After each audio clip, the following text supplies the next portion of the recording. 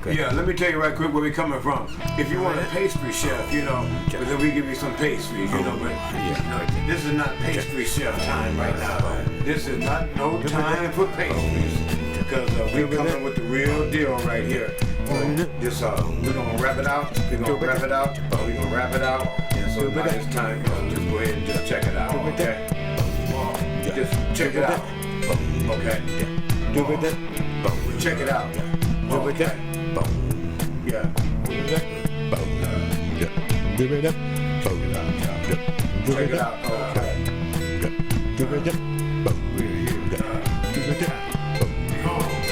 Check it out. Okay.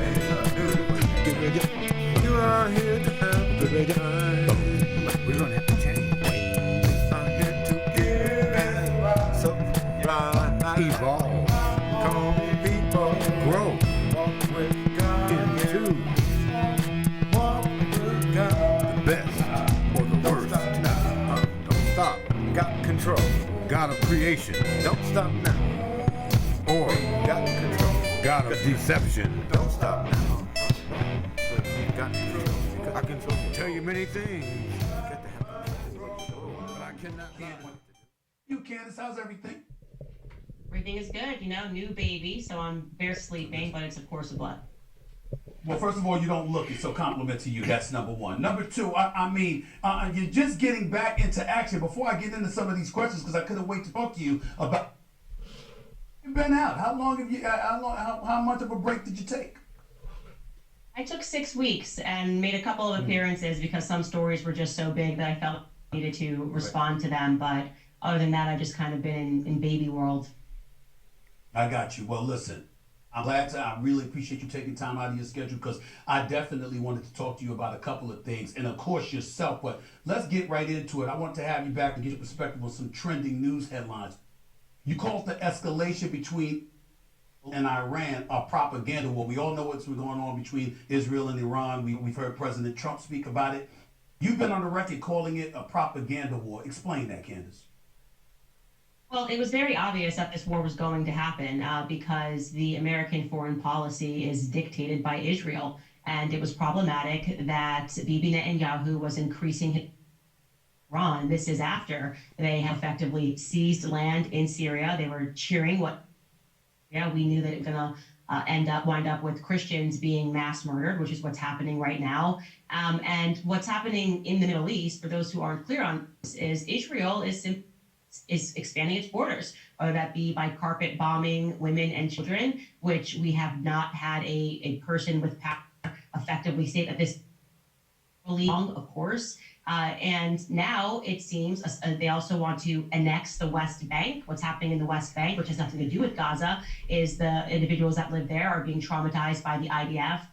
And so if you're paying attention, it's very clear that they have become increasingly radical and they are effectively, as they always do, used to fulfill their foreign policy interests because they are a small nation. They don't have the bodies to be able to accomplish that. They need might of military to accomplish their foreign Middle Eastern objectives. And so, yeah, it was very, I am on record saying this for the last 2 years. We're going to war with because what Bibi Netanyahu wants is what Bibi Netanyahu gets. Forgive me for the interruption in the audio. I don't know what's going on. I just believe that a little bit of sabotage there to make it difficult to watch this interview. But I'm enjoying Stephen A. Smith, and I'm enjoying Candace. I've not seen her for a while. I was just kind of browsing through YouTube a little bit, and I ran upon this interview here. And Stephen A. Smith is very popular today, and so I was interested in seeing what he was going to say and how he was going to address Candace, and not to mention what she had to say as well. How is that the case? Because I'm watching The Daily Show the other day, and I'm watching Jon Stewart, who obviously is a supporter. He's Jewish, and he's a supporter of the Jewish community in Israel, of course. But he spoke out about how Netanyahu was saying the same thing recently that he said in 2018, that he said in 2015, that he said in 2011. And what's, to me, it seems to be the neo-Jewish community. You have some people who are being isolationist, which is something we'll get into later, and don't necessarily support this. Got guys like conservative pundit Mark Levin, who I know that you know a thing or two about. You know I know him. I've known him for years. And he is fixated on this. He believes that America should be involved. He believes that Iran is evil, they to be wiped off the face of this earth. And essentially, the threats that they've made, not just to Israel, but death to America as well, justifies the kind of things that we have been seeing. Do you have, you know, consideration when you're giving your thoughts? And I think one of the things that the public needs to recognize is this intentional conflation, and it's completely wrong, of Israel, the foreign nation, which is being led up by Prime Minister Bibi Netanyahu, and Jewish people. That would be an absolute nonsense. It means that if you critique the Nigerian government, that you're some people in America, but also that's nonsense. But they have been very successful. If you critique what is happening in the Middle what actions are being led by Bibi Netanyahu's government, radical government, then you're somehow anti-Semitic. So it shouldn't surprise you that many Jewish people have taken to the streets. Not only Jewish people, by the way, Israelis, because as we know in America, you can be American and not support what the government is doing. I am not supporting right now the decisions that are being made by as it pertains to Middle Eastern policy. But they have this agreement. You have Israelis taking to the streets, boycotting, protesting Bibi Netanyahu, and some have Jewish people who recognize that there's been this wrong conflation, as if all Jewish people agree with the nonstop campaign of bombing in the Middle East, which has essentially been in effect since 1948, since the creation of Israel as a nation. And so I'm not conflicted or confused about what's happening, and it to be as attaching, well, if you critique Black Lives Matter as an organization, this means that you're critiquing all Black people. No, it doesn't. It doesn't mean that whatsoever. I'm critiquing the Israeli prime minister. I'm critiquing their actions, which have began since 1948. The more that I become educated about the topic, it has always been this despicable. It has always been a campaign of burning, of carpet bombing, theft, stealing lands, and when people what they're doing, they say, well, you can't say that because of anti-Semitism. That's ridiculous. And that is a truth right there. That I can remember just all of my life. They would the news would say new Israeli settlements. You know, they're building, but there was a thing called a Nakba, Nakba, I think. This Nakba. And again, like I say, you know, I'm gonna bring you to the water. You know, I'm gonna give you some water. You got to take a drink, take a sippy sip, and do a little research, you know, on Nakba, and see what happened. Just see what was going on in this thing that was called Nakba, Nakba, in Israeli settlements. I think, you know, you Google that. You got that little smartphone.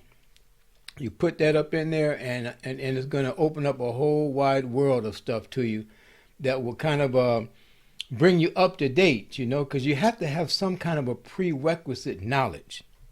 You know, you have to have some kind of basic understanding in order to make what we call informed decisions, you know.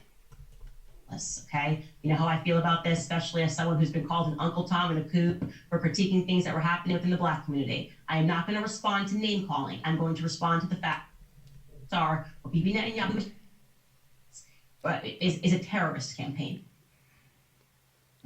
I saw a recent episode, I forgot who you were talking to, forgive me for not knowing his name, but you were highlights of Dave Portnoy, you know, for Barstool, and how he was going at one of the individuals that I think he employs, and he went ballistic because of a joke that was being aimed in his direction or what have you. And I don't remember the joke, so I apologize for that. But you highlighting his reaction because you were pointing out how he could joke about some things, but if you joke about anything at this particular moment in time, it's going to be labeled anti-Semitic. Is that something that you feel fervently about, that you feel adamant about, in terms of you just can't say anything is such a lopsided thing? Because when I think about the Jewish community, of course, I'm looking at some of the things that are transpiring. I don't like it. In the same breath, I'm thinking about October 7th from a couple of years ago when they were attacked and people were kidnapped, people were killed, and the retaliation on their part was predictable and in the eyes of a lot of people, understandable. That's where I from with it. Where are you coming from with it when I use a Portnoy example or others as you allude to anti, which is obviously a grave concern for the Jewish community at this particular moment in time? First and foremost, I can think more anti-Semitic than 2 years of bombing the Palestinians who are Semitic people. That's another thing. They just decided they're the only Semitic people, which is absolutely absurd and it's erroneous. But further, there was this media effort, and we've all seen over the last 2 years, there's been this increasing slur of anti-Semitism everywhere. Like people who have been in the public space forever and have never been accused of being anti-Semites are now being accused of being anti-Semites, me being one of them. I worked for 2 Jewish organizations who were suddenly being accused of being anti-Semitic.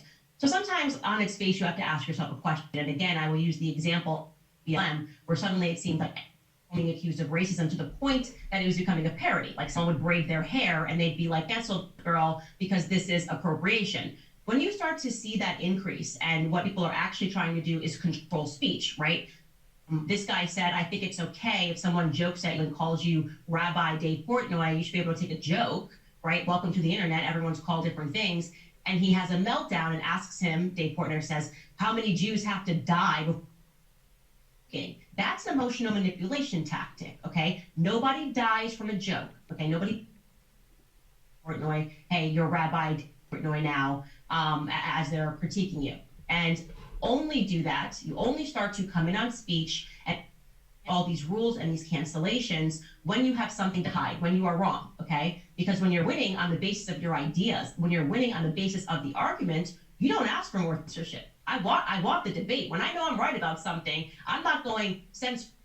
I'm like, platform the wrong guy. Get me across from him so I can embarrass him. So we. And say, get me across from him so I can embarrass him. I like that. You know, I appreciate debating. I was on the high school debate team. Enjoyed it because you had to do research. You had to, look into your point and what kind of point you're trying to make, and you got to prove your point with some facts. But that emotional thing, and this thing of anti-Semitism is a wonder. The statement that Ms. Owens makes was that the Palestinians are Semitic people. So can you see the configuration there?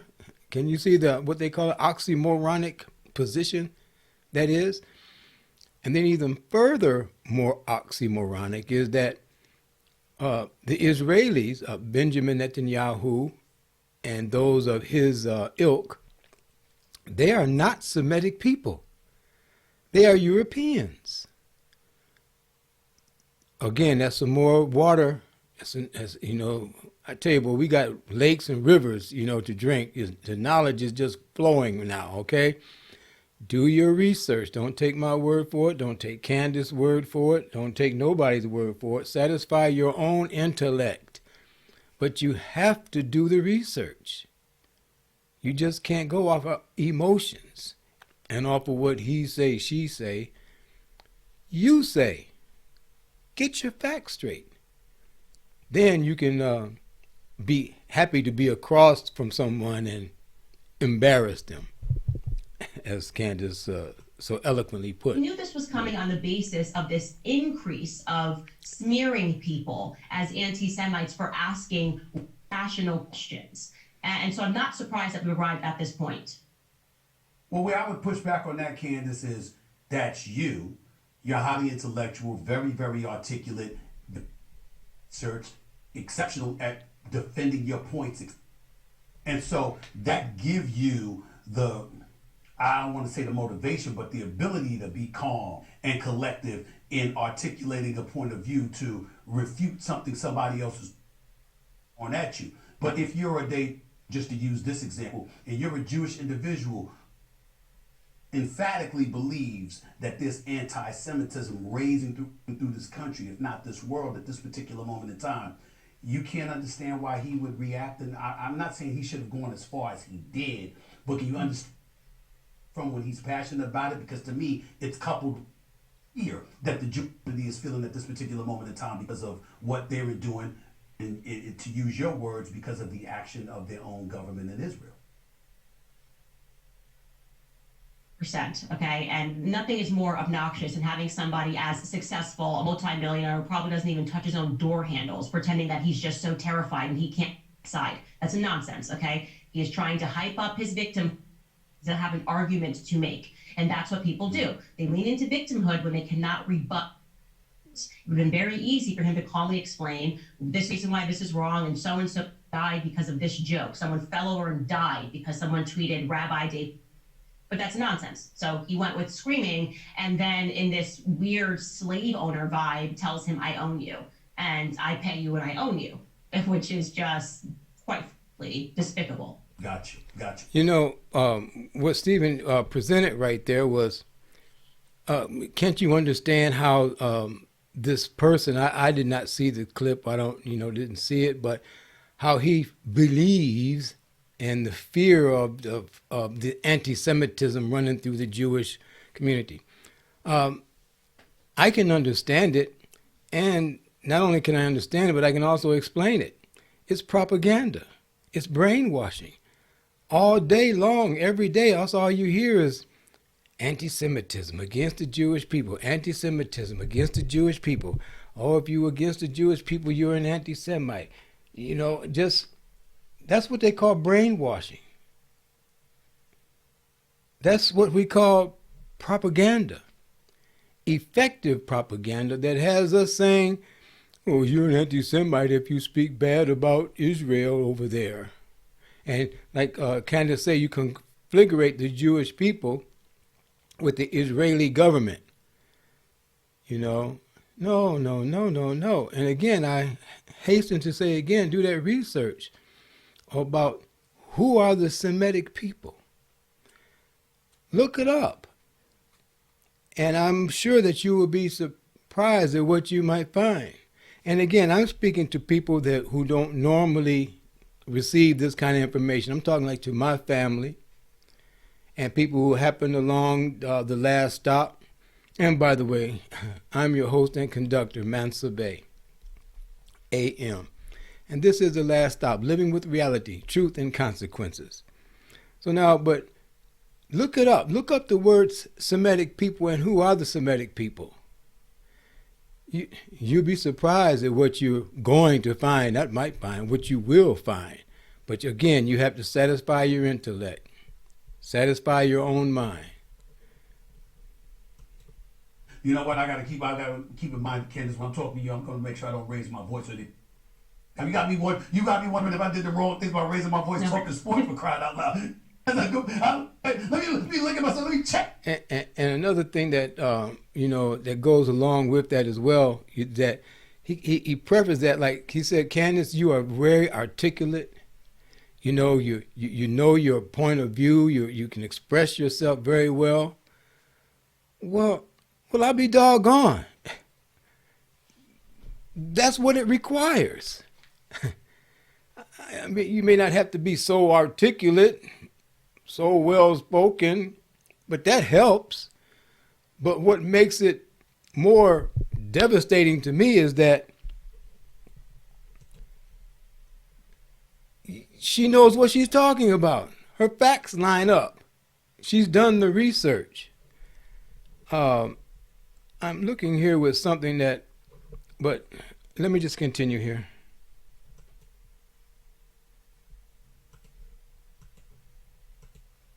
Involved with you directly, but right now I wanted to touch on Tucker Carlson, the former Fox News host, got exchange on, with Senator Ted Cruz, his support for President posturing towards Israel. At least that's what Tucker Carlson claims it to be. I want to show you this clip right now with Tucker Carlson getting into it with Ted Cruz. Take a look at this, Candace.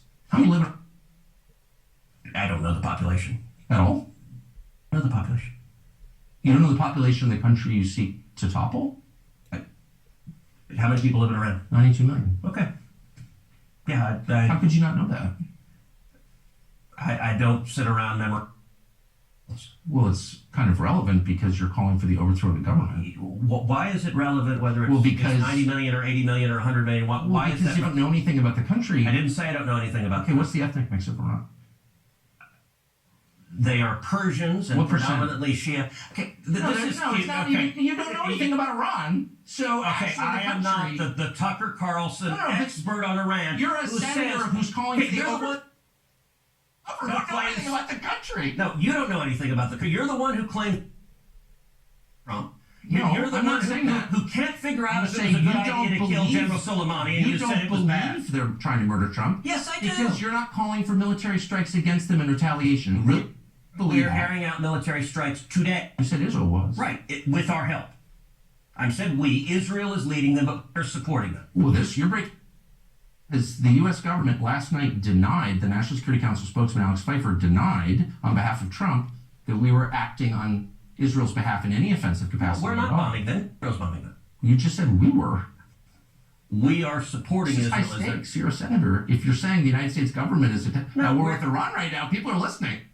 Kent, you saw that. What do you make about that face-off right there? Your thoughts?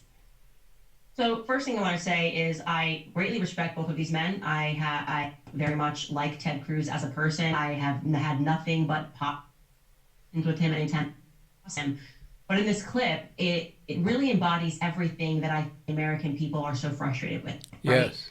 You have a person who's keen to go to war with Iran, and he is suggesting that it is, I guess, a form of trickery to ask him what is the population of Iran. If you're going to make a vote that we should go to war with this nation on Israel, and it is a fact that Ted Cruz accepts a lot of money from AIPAC, so they be Israel PAC lobbies. He's one of the senators that takes a lot of money from AIPAC every year. You would imagine that you made some estimation in your mind that the imminent global threats to American people, if you are in fact first concerned about Americans, B, that if we go to war with them, we can win. And so in going through that line of questioning in your head, you know, can we win this? Like, is there a threat to American people? Of course, are going to assess the population size. Like, we're a nation of 300 million people. How big is our military? They're a nation of how many people? How big is their military? And he hasn't done that. He's admitting, like, hey, I actually don't even know the population size of Iran. I do expect you to know the population size of Iran. That'd be a pretty basic thing. Vote yes to going to war. And the reality is you can't answer that question because, like many people in Congress, left and right, they vote according to how they are lobbied. So if it's Big Pharma, they're voting for everyone to have to take the COVID vaccine because I took X amount of dollars from Big Pharma, right? Or I took X amount of dollars from this pharmaceutical. Okay, I don't want to get off into the COVID thing because YouTube still sensitive about that, so we won't go that way. But I think the case in point is that also in that interview with Ted Cruz there, he stated that his main reason for being a senator was to defend Israel. And but I'm just, which is his main interest should be to represent the people who voted him into office, his district, you know. But so many lies have been told, and I know we say, I say we in the church. The church says that the devil is a liar. And the mosque too. We say it in the mosque too. The devil is a liar. Well, the devil's in the details also. So if we've been constantly lied to for, all of my life that I can remember, and I am now 70 years old, 70 years, and all of my adult life, or my conscious life, I've been lied to. We have been lied to on basically everything involving life. Taxes, death, what do you say? Taxes, religion, politics. Been lied to in all taxes, religion, politics, all three of those categories.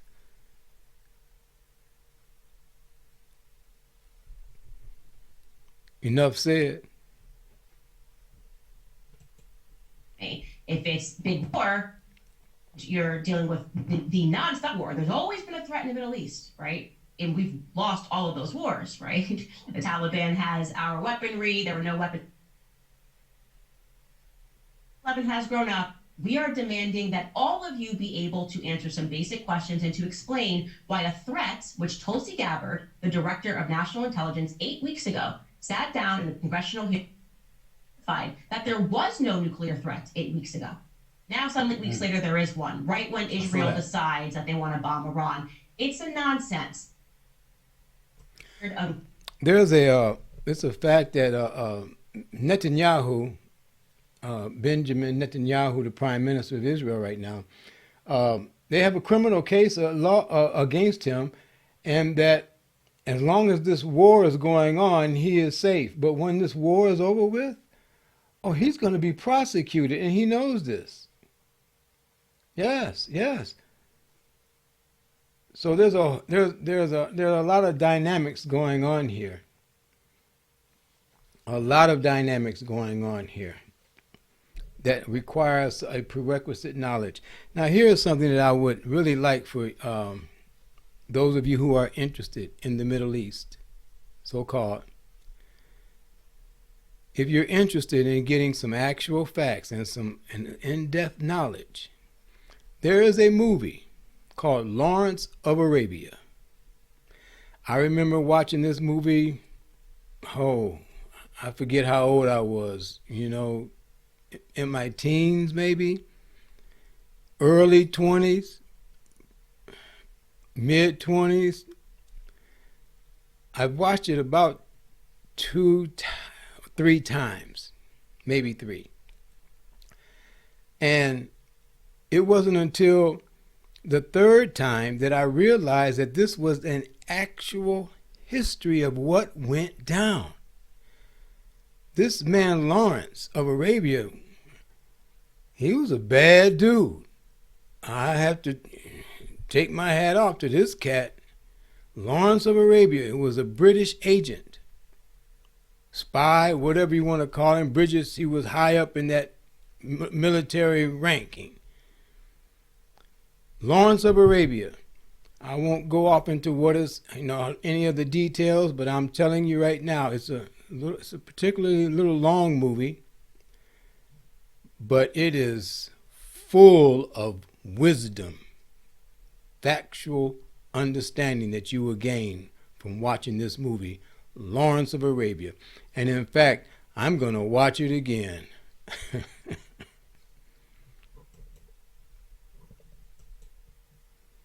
By our politicians, we don't understand and can't perceive the threats. The threat, actually, frankly, is Israel, because we go to war, it only benefits them. You sound very, very disgusted. Yes. I'm wondering if the word fear comes into play. I believe I've read, or doing my research, I was told that you feel you needed security. Obviously, some of the things that you say are incredibly polarizing, particularly in age right now.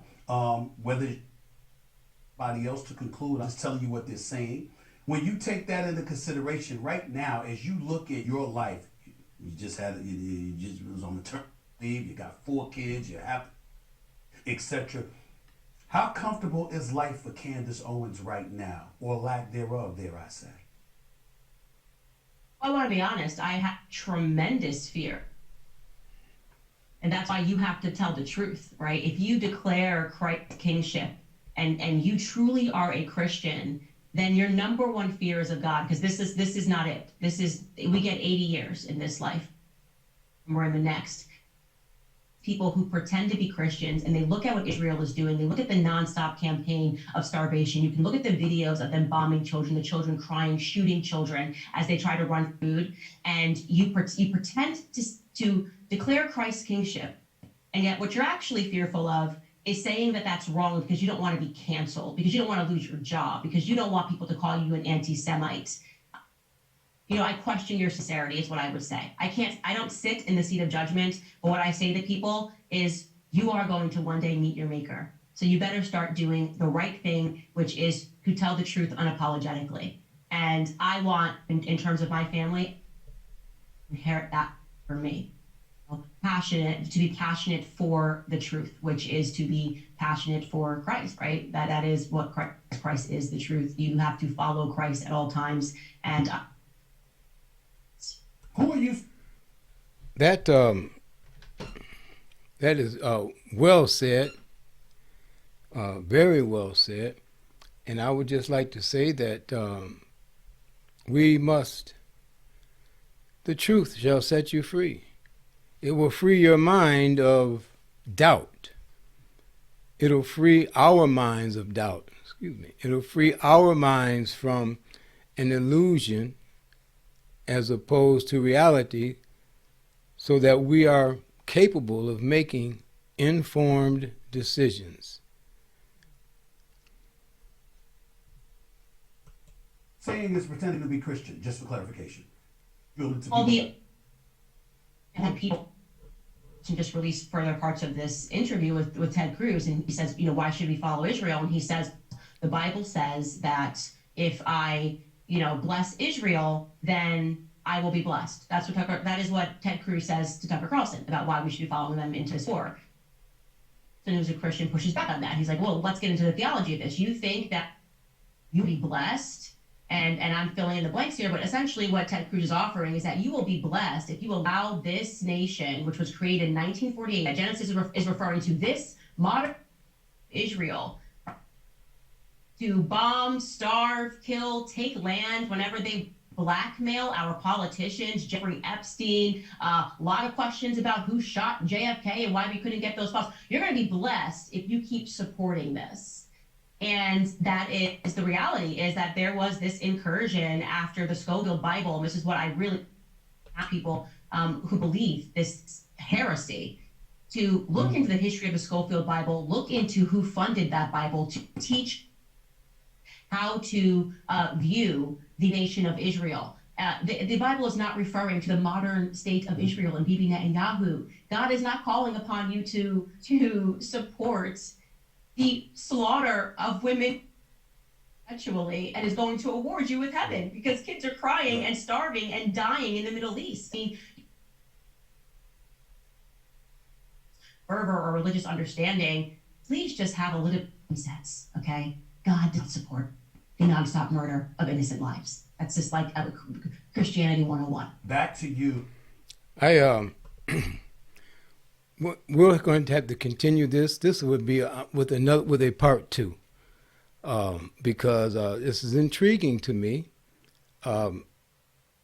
Stephen Smith is asking some really good questions. He's framing them in a nice way, and the interview is being conducted very well. And Candace, being Candace, her intellect has grown as well, and so.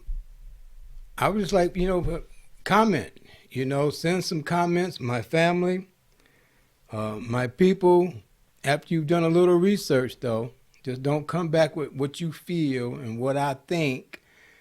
I don't care what you think. I don't care what you feel. I mean, I do have feelings. I mean, don't get me wrong on that, but feelings compared to actual facts, I mean, they just don't stand up next to it, okay?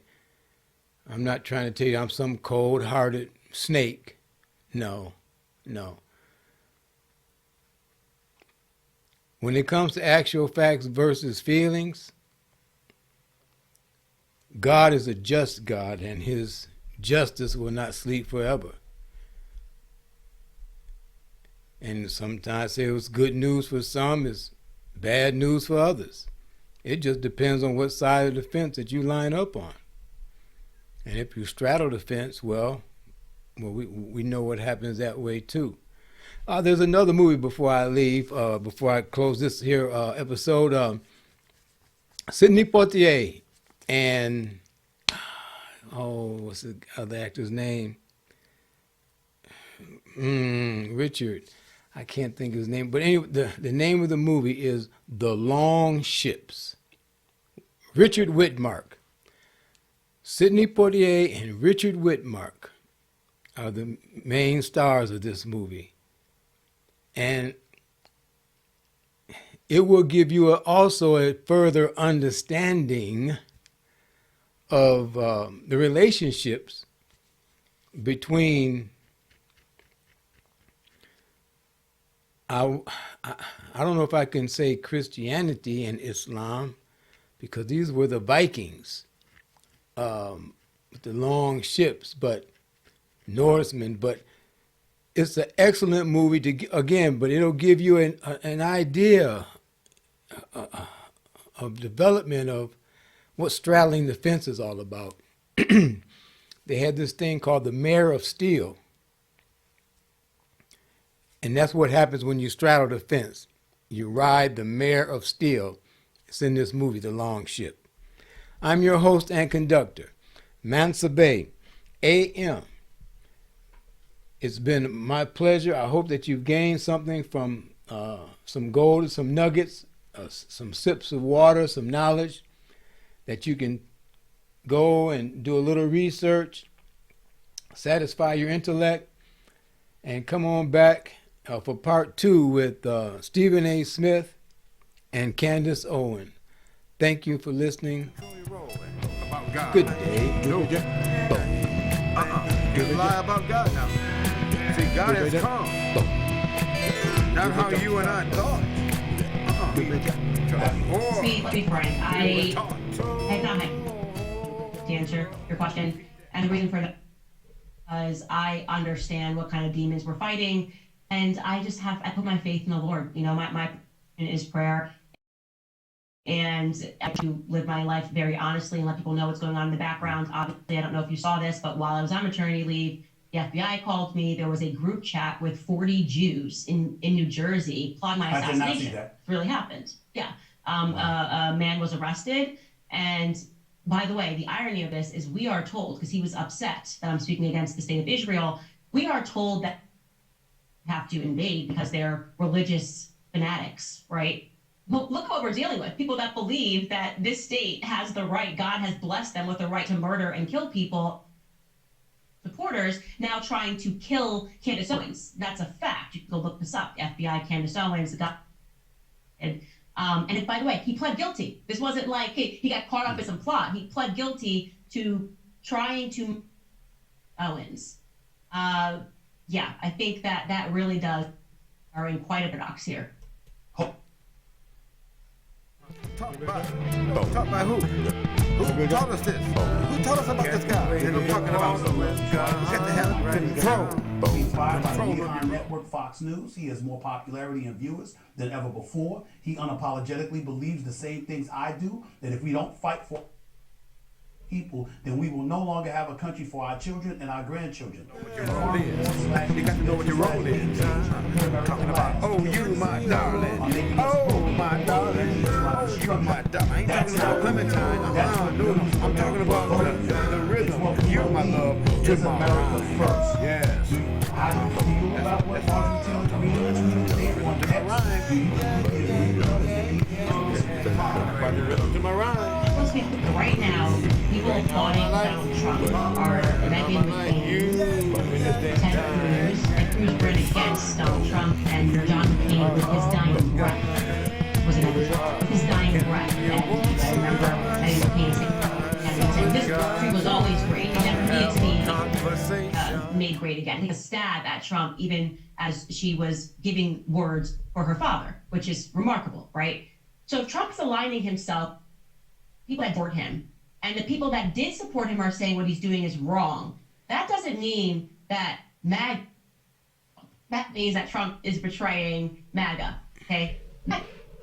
To make America great again, and it because the American people felt like our country was in a steep decline while we were being told that we had to build up every other country with programs. We had to spread democracy in the Middle East. That's been a remarkable failure. And at the same time, our veterans are coming home and they're being treated like crap. Talk about the farmers, talked about the ranchers. That was the vision that Donald Trump painted that made me get behind him. And I got a lot of bullets for that. A lot of bullets for that, especially as a black person who's not allowed to vote Republican. And I don't regret voting for him in 2020. for him and telling people to vote for him because I was a better candidate, and I still don't regret voting for him against Kamala Harris because I still believe he was a better candidate. But this is a betrayal, plain and simple. There's no other way to say that. And I believe what's motivating that is he took $100 million from Miriam Adelson. These people, you're talking about Mark Levin, they are Israel first, okay? Meghan McCain, she is war machine first. How's that trust fund going to get topped up? What did John McCain do? These people are neocons because they support nonstop war because that is how they enrich themselves. And if that is what Trump is aligning with, if that's what he wants his legacy to be, I came in fighting neocons and now I've aligned with them, then that's on him. That really is. I can't tell him what to think or what to support. I just won't support it. That's fair. And that is so well said. I didn't get to you didn't get to see Candace saying that right there, but that is so well said right there. And I have to agree with what she said 100%. You know, there is a betrayal there because there was not to be entangled in any of these forever wars. And here Donald Trump has entangled himself into a forever war. The Israel and Palestinians have been at it all of my lifetime that I can remember back. You know, Israel and Palestine. Israel has been at war with its so-called Arab neighbors ever since its existence. And since it was placed there, it just didn't grow up there. It was placed there. These things we must understand. Yeah, but does that surprise you? Because listen, in fairness to you, like I said, I only spoke to Trump once since he's been president, and that's when I did the whole town hall thing on News Nation with Chris Cuomo and Bill O'Reilly and those guys. I'd never spoken to Trump since 2014. But before he ran for president, people in the sports community knew Donald Trump very, very well. We used to go to his fights at the casino, hotels and stuff like that. We used to see him at basketball games, talk to him all the time. And the Donald Trump we knew was what folks, maybe not you specifically, I don't recall this, but most folks classified him as. Candace, he was a deal maker. You know what? Whatever it took to get what he wanted, he was cool with it.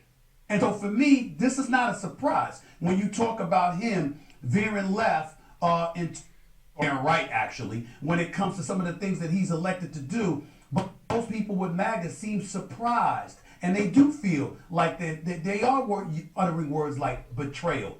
To me, it's more the same. He's going to lean towards getting what he wants, and it's just that simple.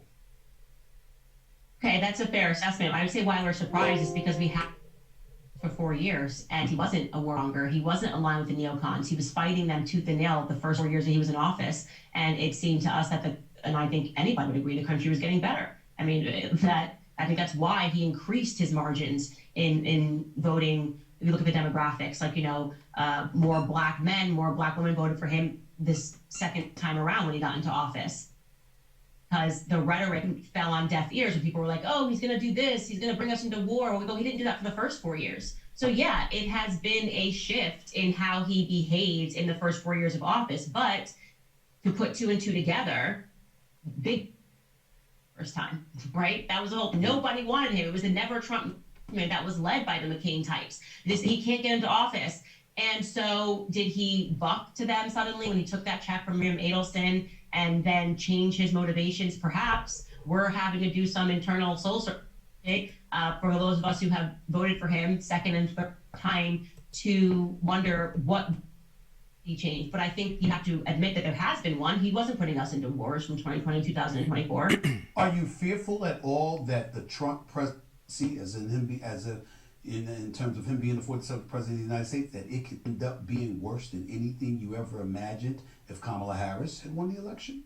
Is that possible? No, I think Kamala Harris, it was going to be similar to Joe Biden. The advisors and people that were around her were going to be running the show. And we can disagree on this, but I've never thought that she had the cognitive capabilities to be running the office. And just look at her record and how she really got into office. And I'm speaking about her Californian record. But with Trump, I do I have a feel World War III? Yeah, that's why we're speaking up and saying this is unacceptable, right? That's why we are saying what you are doing is wrong and letting him know that we feel betrayed. We went along with it and said, this is fine, we just trust the process, then I would probably be more fearful. But I think it's becoming clear that the base is fractured, and hopefully he'll respond. That's again very well said, and I would just have to say that I support what she's saying there, and but it is in some things are inevitable.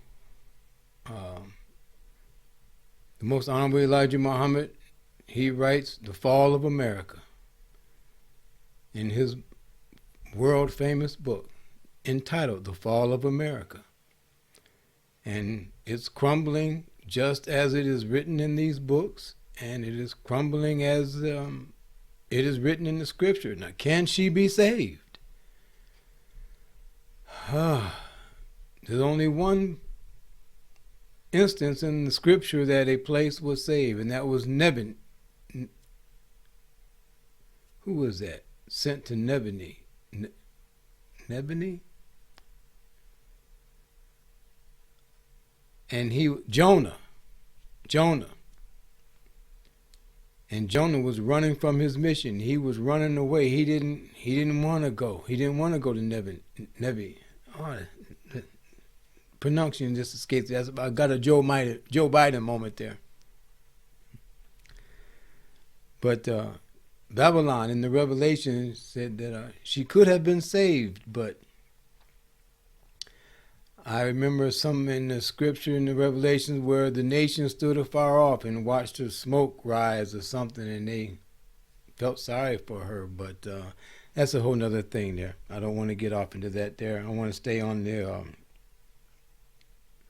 Candace Owens and Stephen A. Smith interview here. Where do you go from here if he doesn't respond, or he doesn't respond favorably to the kind of things that you are asserting and stating? Where do you go? Because we know how you feel about the Democratic Party, okay? And now we're hearing how you feel about this betrayal that you think that he has exercised since he's become president again. Where do you go from here if that doesn't change as it pertains to him?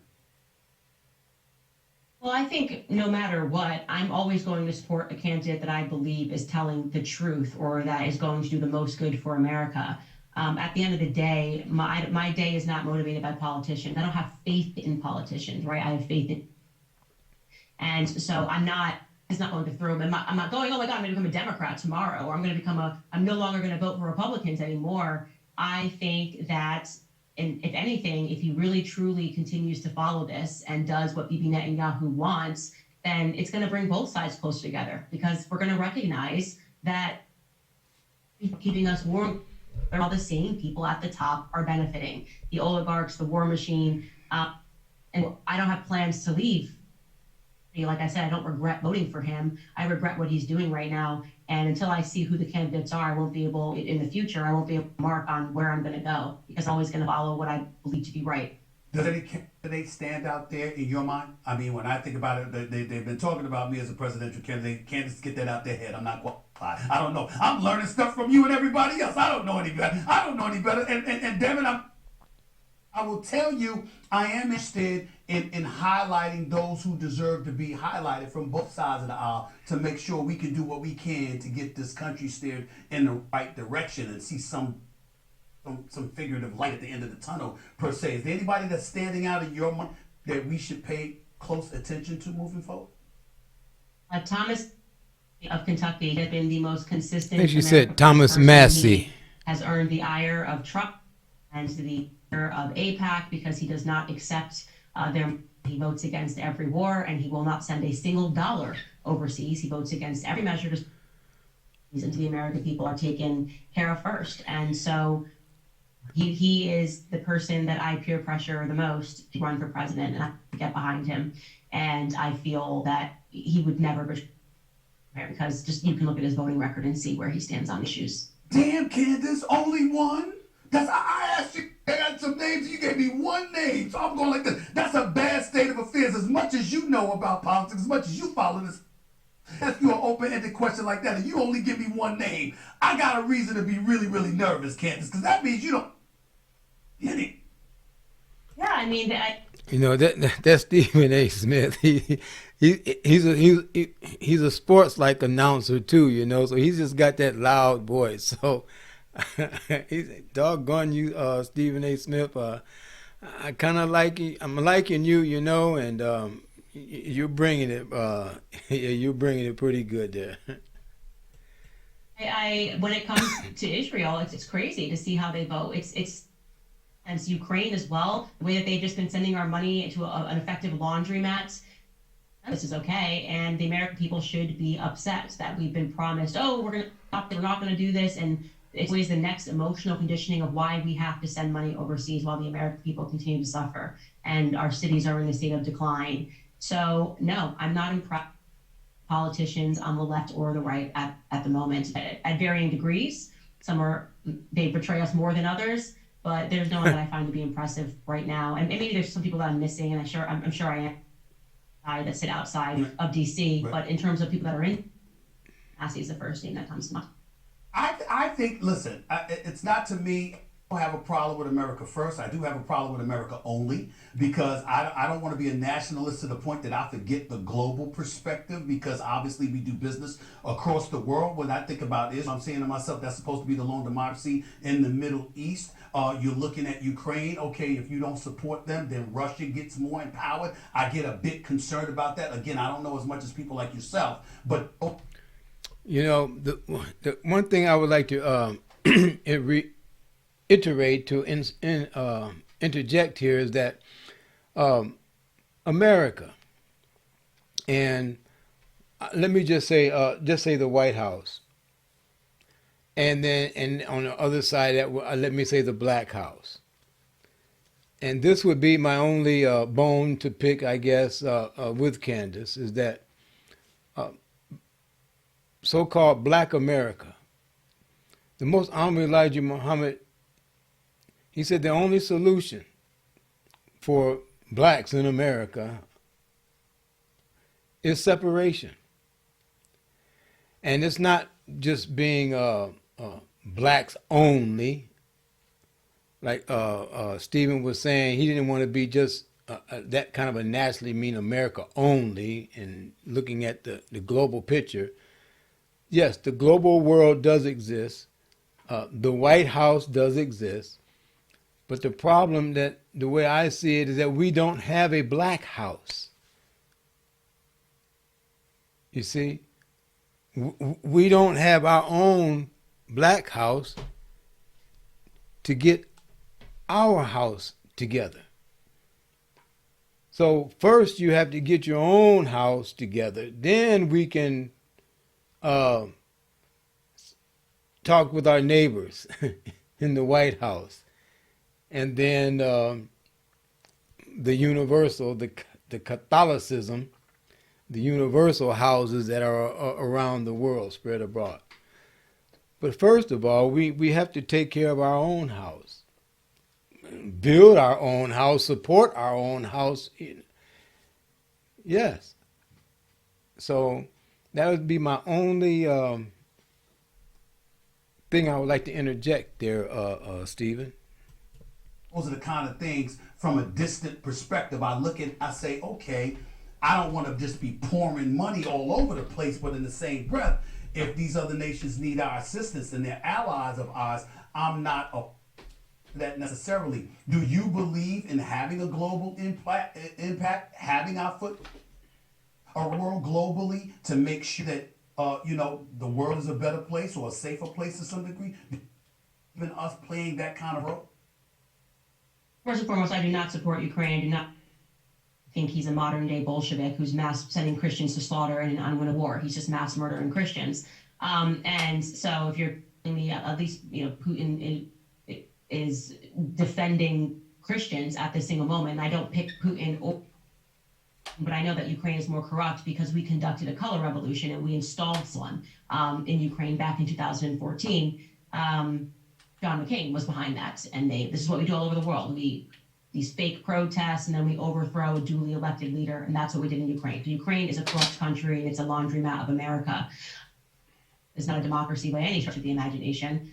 You cannot say it is a democracy and listen to their BS excuses as to why Gaza is treated in the way that it is, and why Gaza doesn't have any voting rights. You know, oh well, they when we gave them voting rights, everything. They're sitting here saying that at that moment you accepted that they could run they could run what they wanted to in Gaza at that time, but you have the power to shut off the electricity, shut off the water. This is an apartheid state. Gaza is, and I'm glad you're showing images. They have been treating these people poverty line, not allowing too much food into Gaza for a very long time. And Norman Finkelstein was the person who woke me up to really how Gaza is run. It's apartheid state, they don't have voting rights, and no one should support it and keep allowing people to call it a democracy. It's absolutely foolish. And again, that's because they keep us ignorant in America with ridiculous biblical arguments that are actually heretical, and it's not what the Bible is expressing at all. But all of that aside, going back to your question, yes, I am America first. I am not necessarily America only, but I am only going to be America first until we fix that.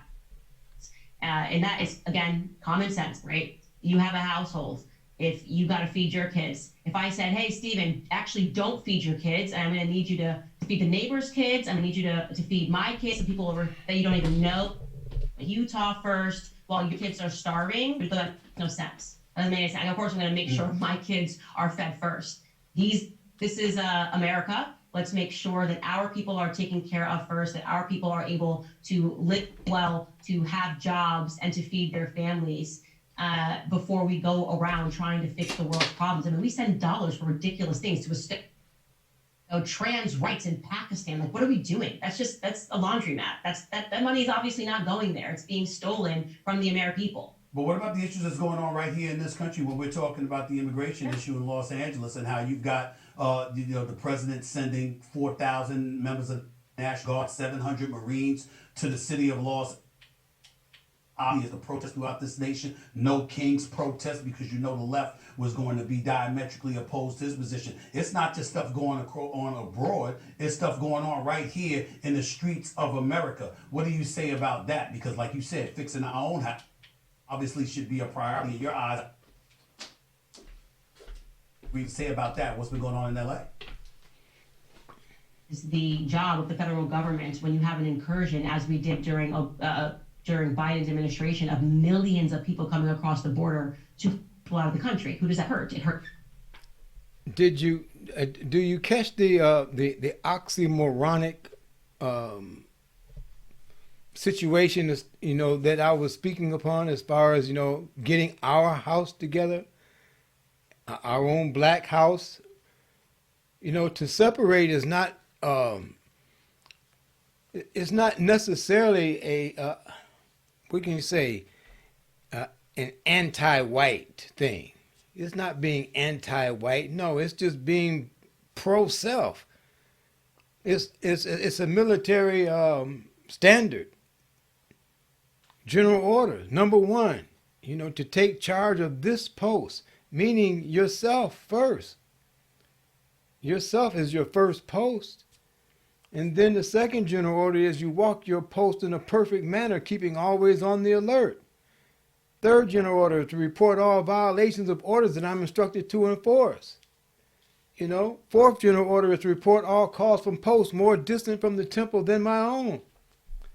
And the fifth general order, quit my post only when properly relieved. And so do you understand that she's speaking to it right now, but in the terms of, America first and then, the world. Well, macrocosm, which is the grand thing, and you get the microcosm, which is a smaller picture. But in the smaller picture, it still is a replica of the macro.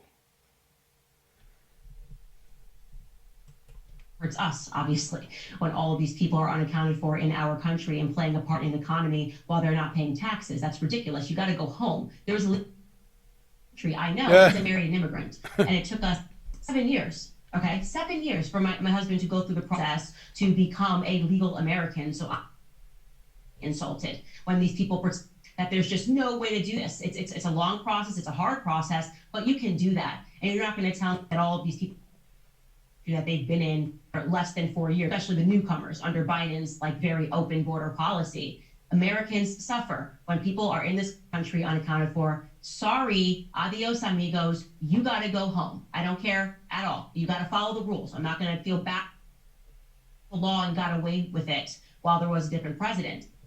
And to the extent that you're going to have individual states saying, oh no, we're going to allow people to break the law, and yet everyone in the entire Tennessee, whether you're in Texas, Tennessee, we all have to pay for it. That's ridiculous. That's absolutely, we are going to all have to pay for it. Why should I have to go to work to pay for people that broke into this country? So I don't understand it. Going back to your question, of course this should be addressed, right? These are uprisings that are taking place in America, issues and debates that need to be had and won in America. And that is another reason why we should not be having discussions about what it's doing. They're always doing the same thing. They're bombing innocent people and claiming that they have a right to do it. Please don't tell me your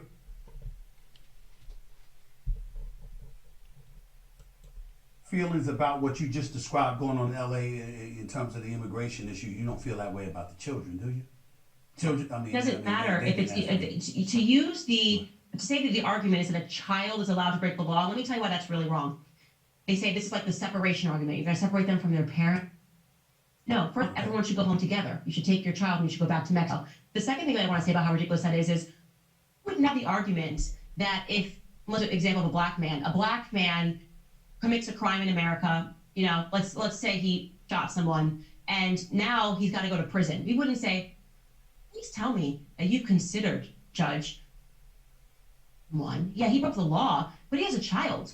So please don't imprison him. Please release back on streets. No. You break the law, whether you're black, white, Hispanic, coming from another country, there has to be a consequence for that. And we understand. Yes, I want us to, the Hispanics, our brothers from Mexico, Venezuela, Colombia, South America, period. South America, you know, they are original people. You know, they are our brothers. However, their home is there, you know. But you have Iranians over here who've walked across the border. You have Chinese who have walked across the border. Japanese, Yugoslavians, Ukrainians, Haitians, also Africans, different Nigerians, Ghanaians, or Ethiopians, South Africans. Okay, the whole world has walked across the border. So I just wanted to emphasize that right there. It's not just our brothers from Mexico or Venezuela or Acapulco or, you know, Brazil or Puerto Rico. You know, no. Yeah, it's the whole gambit. And then you have known enemies of this country. It's being masked over by talking about, you know, go back to Mexico, you know, adios mi hermano. No. It's la paz usted, mi hermano corazón. You know, sí, habla poquito español también. Wow, lucratura arabia tu kadalika. Assalamu alaikum. You know, and the Farans, okay, but we don't, you know, so that's being masked over. The terrorists are here. People who are open enemies to America, that is, are here. So let's leave our brothers and sisters from Mexico as far as that overall picture there. Okay, let's leave that. Let's not do that, Candace. Come on, just brought that up the other day. On a molecular level, of course, you're going to be separated from your child and go to prison if you break. That's it's right. the exact same here. Your children and you not be separated should all have to go home. When your parent breaks the law, unfortunately, the children have to suffer the consequences of that. Sometimes daddy has to go to jail. Sometimes daddy has to go back to Mexico. You're very, very popular. You don't need my help in being even more popular, but you're going to get it anyway, because anybody that I bring on from now on that has an opposition to anything anything you said. I'm gonna play your clips, Candace. I'm gonna play your clips for them to see. I'm gonna say, hey, did you see what she said? What's your response? I'm just letting you know in advance. I'm gonna be like, Boy, loud. That was loud mouth. That was loud mouth Stephen A. Smith. He just had to go there, didn't he? I tell you, he's something else.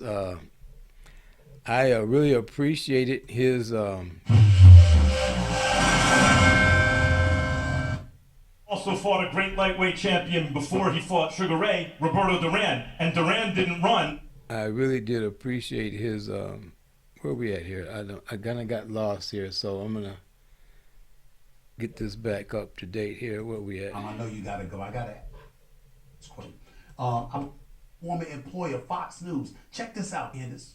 That's not by popular acclaim. That's not like their viewer surveys. Like, we need a lot more Mark Levin. Less Jesse Waters, more Mark Levin.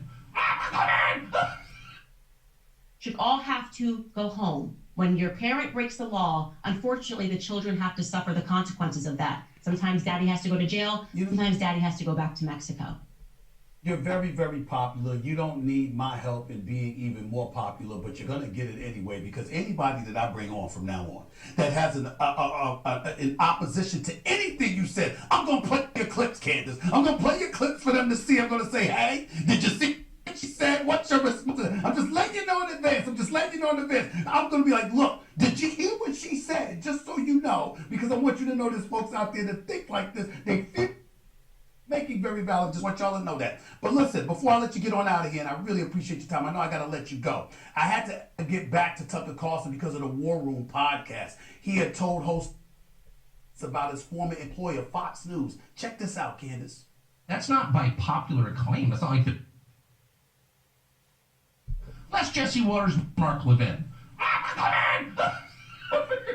What they're doing is what they always do, which is just turning up the propaganda hose to full blast and trying to, knock elderly Fox viewers off their feet and make them submit. This is where here's my problem with Tucker Carlson on this one, Candace. I heard none of that when he was at Fox News. None of it.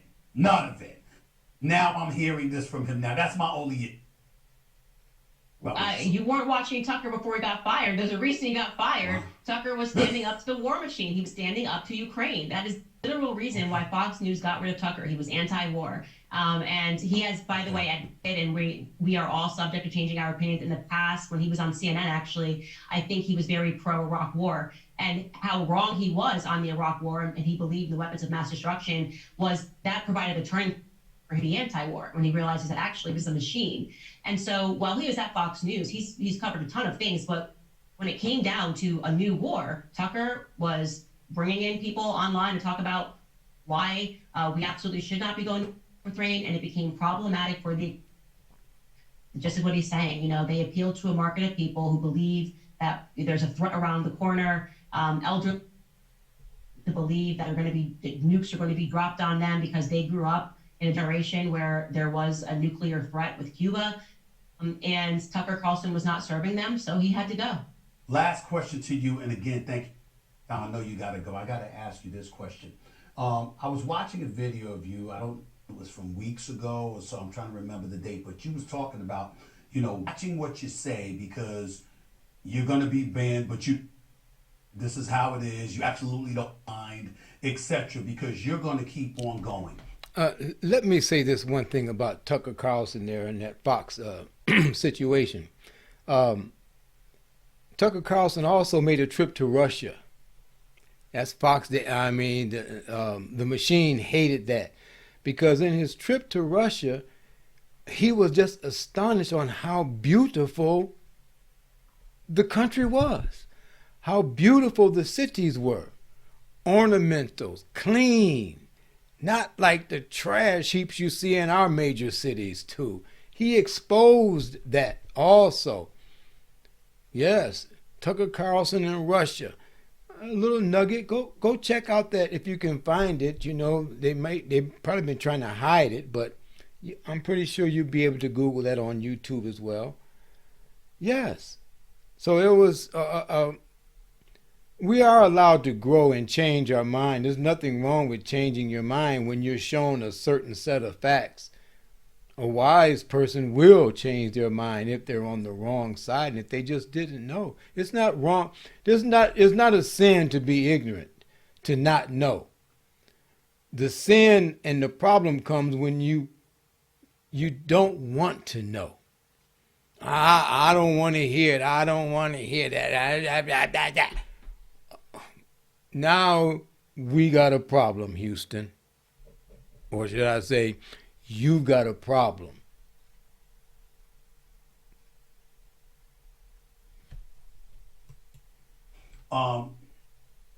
Expectations for you. What are your expectations for those who are spoken as you on the very, very sensitive issues moving forward? Consider the landscape that we're living in. Those podcasting, etc. Linear in the fourth estate and the politics that invade it from time to time are ever present. We all know this. What are your expectations for yourself moving forward? What are you looking forward to? What do you fear, if anything at all?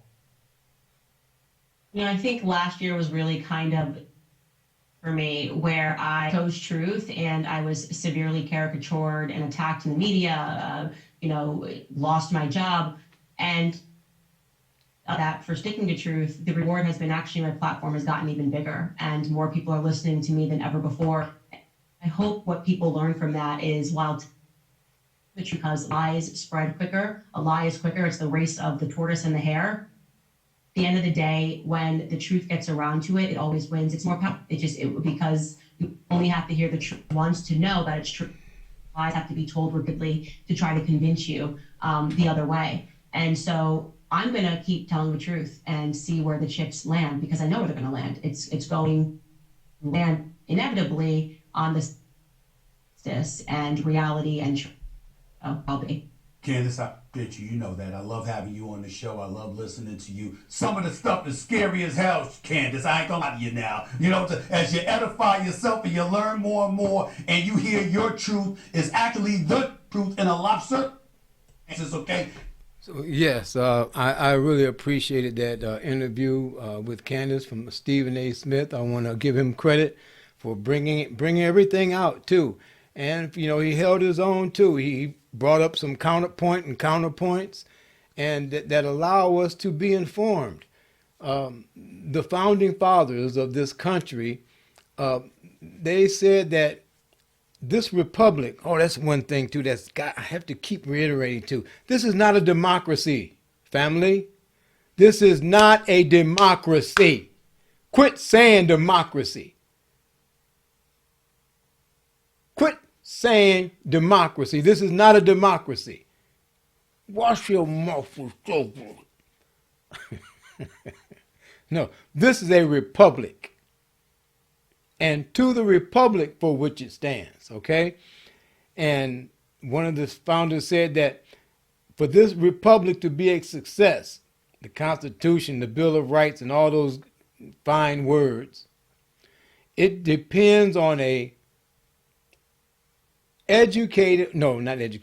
informed populace, that means an informed people, and a moral people. We have to have some sense of morality, some level, percentage of morality.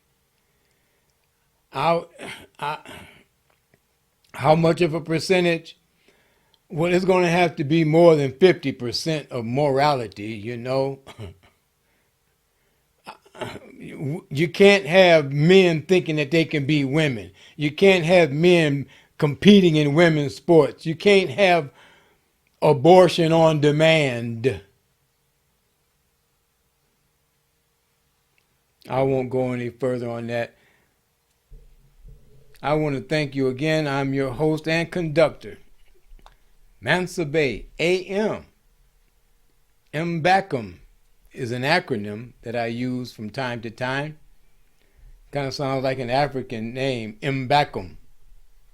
Mansa Bay AM. Also known as Angelo Muhammad. Thank you for listening, for tuning in, family. I pray that you'll do some research, satisfy your intellect, And if you got some point and counterpoints, please put it in the comment section. Don't be scarred. Yeah, don't be scarred. Don't be scarred. Peace be with you. Can you walk side by side with God? Have a conversation, talking to Him, walking with Him, looking at Him, and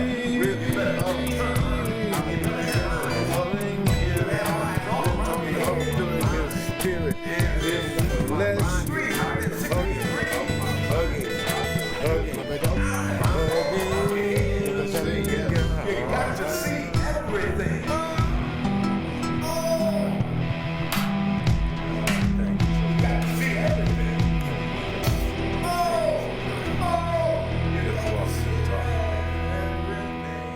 Do it up.